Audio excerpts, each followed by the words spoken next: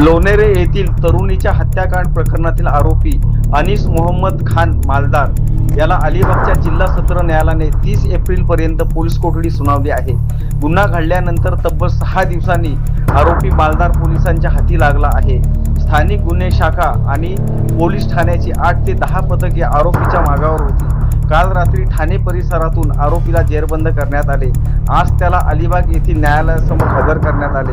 आरोपीने मृत तरुणी पल्लवी मोरे हिला लोणेरे येथील लॉजवर नेलेचा धारदार शस्त्राने खून केला। या घटनेनंतर गोरेगाव परिसरात वातावरण संतप्त झाले होते।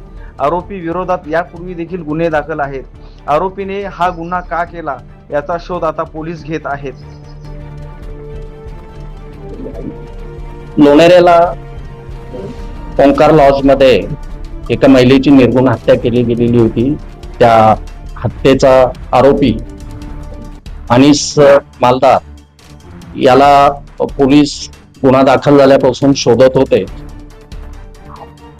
महाराष्ट्राच्या विविध जिल्ह्यांमध्ये पोलिसांची पथकं त्यासाठी कार्यरत होती।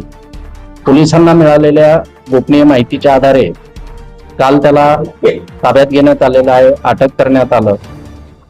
आज माननीय न्यायालयासमोर त्याला हजर करण्यात आलेला आहे। माननीय न्यायालयानं त्याला 30 एप्रिल पर्यंतची पोलीस कस्टडी दिलेली आहे। त्याचे इंट्रोगेशन्स केल्यानंतर तपासातला पुढचा प्रगती जो आहे किंवा फॅक्ट्स ज्या आहेत त्या उजेडात येणार आहेत। सध्या आरोपी कालच अरेस्ट झालेला असल्यामुळे तपास अत्यंत प्राथमिक स्थितीमध्ये आहे। थँक्यू। 8 ते 9 तपास पथक रत्नागिरी जिल्ह्यामध्ये ठाण्याला, मुंबईला, नवी मुंबईला आरोपीचा शोध घेत होती। त्याला ठाण्यामधनं ताब्यात घेण्यात आलेला आहे, अटक करण्यात आला।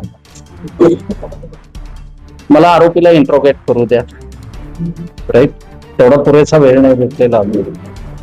आपण न्यायालयाकडे 6 दिवसांची पोलीस कोठडी मागली होती। 7 दिवसांची पोलीस कोठडी मागितलेली होती। न्यायालयानं सध्याची 30 तारखेपर्यंतची पोलीस कोठडी दिली।